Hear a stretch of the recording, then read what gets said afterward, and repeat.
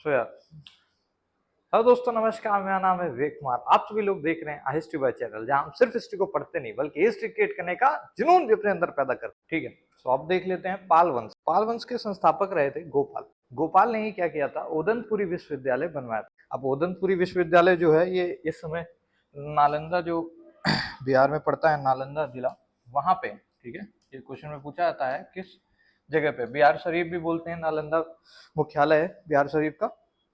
तो गोपाल ने क्या किया, ओदनपुरी नाम का विश्वविद्यालय बनवाया था। ठीक है, उस समय की बात है। फिर इनकी राजधानी, पाल वंश की राजधानी क्या थी, मुंगेर थी। मुंगेर इनकी कैपिटल है, जो कि बिहार में पड़ती है। मुंगेर में ही बारूद फैक्ट्री भी बड़ी प्रचलित है। ठीक है, अगला शासक गोपाल के बाद आया धर्मपाल।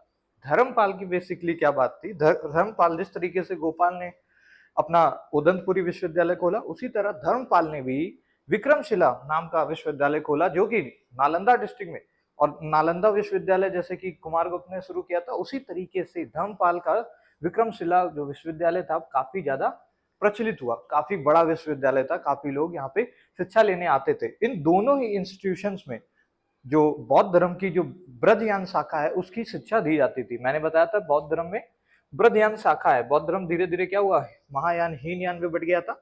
उसके बाद जो महायान था उसमें फिर से जब चौथी बौद्ध संगति हुई, उसके बाद फिर से वो किसमें बढ़ गया, ब्रजयान शाखा में बढ़ गया। तो इन दोनों ही विश्वविद्यालयों में किस चीज की शिक्षा मिलती थी, ब्रजयान। और यार इसको कैसे लिखते हैं, ब्रजयान। ठीक है, ब्रजयान शाखा। तो ये बेसिकली नॉलेज है उनकी, वहां पे दिया जाता होगा। फिर धर्मपाल के बाद, अब धर्मपाल में ही एक और इंपॉर्टेंट चीज आपको याद रखनी है। धर्मपाल में ही त्रिपक्षीय संघर्ष में हिस्सा लिया था। त्रिपक्षीय संघर्ष आपको बताया था, ये जो भारत का ये पोर्शन आप देख सकते हैं, इसको बनाते हैं। ये जो कन्नौज था, क्योंकि हर्षवर्धन के बाद कोई भी उत्तर में कोई बढ़िया राजा बचा नहीं, तो कन्नौज पे प्राप्ति के लिए इधर से प्रतिहार, जो गुर्जर प्रतिहार वंश थे वो लड़ रहे थे, नीचे से राष्ट्रकूट वाले लड़ रहे थे, और इधर से बताया था पाल वंश लड़ रहा था। तो पाल वंश में आपको मैंने नाम बता दिया क्या, धर्मपाल। धर्मपाल उस त्रिपक्षीय संघर्ष में क्या किया, रोल पार्ट किया उसने। ठीक है, उसी तरह राष्ट्रकूट में किसने किया था, ध्रुव ने। ठीक है, इसी तरीके से जब अभी हम पढ़ेंगे सेन प्रतिहार, गुर्जर प्रतिहार, तो उसमें भी जान लेंगे उसका कौन सा राजा था। ठीक है, उसके बाद बने देवपाल। देवपाल ने कुछ खास काम नहीं किया। इनके यहाँ पे एक दरबारी अरब यात्री आया था जिसका नाम था सुलेमान। ठीक है, तो बस इतना याद रखो, सुलेमान इनके दरबारी यात्री थे, सुलेमान। ओके, इनके बाद आए महीपाल। महीपाल आपको बताया था, महीपाल हालांकि योग्य शासक था, पर कई बार क्या होता है, योग्यता होने के बाद भी आप हार जाते हैं। तो वही हुआ महीपाल के साथ, क्योंकि महीपाल जब यहाँ पे शासन कर रहा था, बंगाल के साइड पे ये कहीं पे है पाल वंश, जब महिपाल यहाँ पे शासन कर रहा था उस समय तमिलनाडु में जो चोल वंश था उसमें राजा बना राजेंद्र चोल या राजेंद्र प्रथम।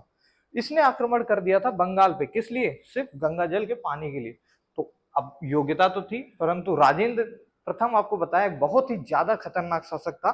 चोल वंश, आप याद रखिए, आप उनसे कभी नहीं जीत पाएंगे जो कि जिनका सिर्फ और सिर्फ टारगेट क्या होता है, लड़ाई झगड़ा, यही सब। अब पढ़ाई लिखाई सभी कुछ लेके एक साथ नहीं चलते हैं वो, तो केवल क्या करते हैं, लड़ाई पे ही रहते हैं। उनसे आप कभी भी जीत नहीं सकते हैं। तो वही कुछ ऐसा केस था। राजेंद्र प्रथम काफी खतरनाक था और उसने हरा दिया किसको, महीपाल को, जो कि एक योग्य शासक था पाल वंश का। तो ठीक है, महीपाल में आपको याद रखना है, इसी टाइम गंगा जल के लिए राजेंद्र प्रथम आया था।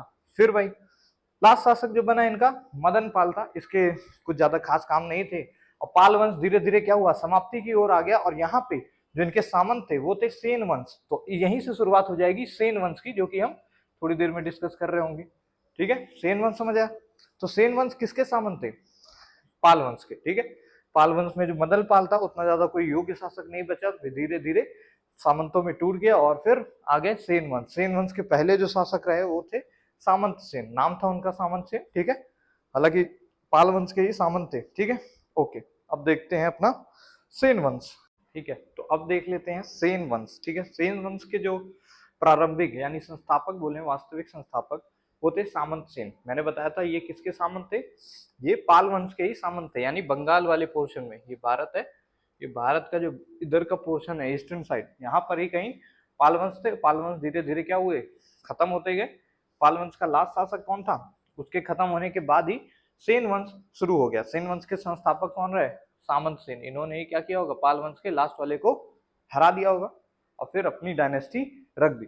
अच्छा, सामंत सेन ने कोई खास ज्यादा कुछ काम किया नहीं, बस जिता दिया उनको, अपना वंश चालू कर दिया, उसके बाद उनका कोई खास काम है नहीं। इसके बाद आए विजय सेन। विजय सेन थोड़ा इंपॉर्टेंट नाम है क्योंकि इन्होंने अपनी राजधानी लखनौती को बनाया, नदिया भी इसको बोलते हैं। ये दोनों ही चीजें कहाँ होंगी, बंगाल वाले पोर्शन में, ठीक है, भारत में जो अभी वेस्ट बंगाल है उधर की साइड पे इनका वंश था। तो लखनौती को अपनी राजधानी बनाई, परमेश्वर, महाधिराज जैसी उपाधियां धारण की। अब पिछले वीडियो में राष्ट्रकूट में मैंने आपको बताया था, जो दंती दुर्ग था उसने भी महाधिराज की उपाधि धारण की थी। ये महाधिराज की उपाधि वही उपाधि है जो कि चंद्रगुप्त प्रथम ने भी धारण की थी, ठीक है। तो ये बड़ा इंपॉर्टेंट नाम है क्योंकि ये तीन तीन लोगों ने उपाधियां धारण की है। कौन कौन, चंद्रगुप्त प्रथम, फिर दंती दुर्ग और एक यहाँ पे विजय सेन, आपने देख लिया। तीनों वंश का इंपॉर्टेंट है इसलिए याद रखिएगा। फिर विजय सेन के ही जो दरबारी या बोले जो उनके उत्तराधिकारी थे वो कौन थे, वल्लाल सेन, ठीक है। इनका भी नाम काफी इंपॉर्टेंट है। क्यों, क्योंकि इन्होंने इनको रचना मतलब लिखने का काफी ज्यादा, इनको साहित्य का बहुत शौक था, तो इन लोगों ने दान सागर, अद्भुत सागर जैसी पुस्तकें भी लिखी हैं। दान सागर, अद्भुत सागर किसकी रचना है पूछेगा तो वल्लाल सेन। इन्हीं के समय, इन्हीं के जो किला होगा उसमें रहते थे जयदेव। अब ये बड़ा इंपॉर्टेंट नाम है क्योंकि जयदेव ने ही रचना की है गीत गोविंद की।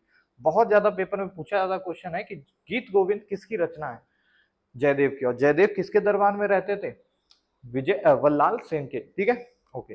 फिर वल्लाल सेन के बाद जो आए अंतिम शासक बोले या फिर जो खतरनाक थे, हालांकि आए तो कई सारे होंगे पर हिस्ट्री में, इतिहास में आप उन्हीं के बारे में पढ़ेंगे जो कि इंपॉर्टेंट थे, ठीक है। ऐसे तो बहुत सारे वंश आते रहे होंगे। तो लक्ष्मण सेन, लक्ष्मण सेन लास्ट इनके शासक थे। इनके खास बात यही थी कि इन्होंने हिंदी में भी अपने अभिलेखों को लिखवाया, यानी इनके जो इंस्क्रिप्शन थे वो हिंदी भाषा में भी थे, जबकि बाकी सभी में बंगाल में, बंगाली भाषा में, प्राकृत भाषा में, पर खुद इनके केवल इन्होंने क्या किया कि हिंदी भाषा में भी अभिलेख लिखवाना शुरू किया। क्या नाम है, लक्ष्मण सेन, ठीक है। तो अगले वीडियो में मिल रहे होंगे जहां पे हम आगे की डायनेस्टी, छोटी छोटी चंदेल शासक, चेदी वंश, इन सब के बारे में जान रहे होंगे, ठीक है, ओके।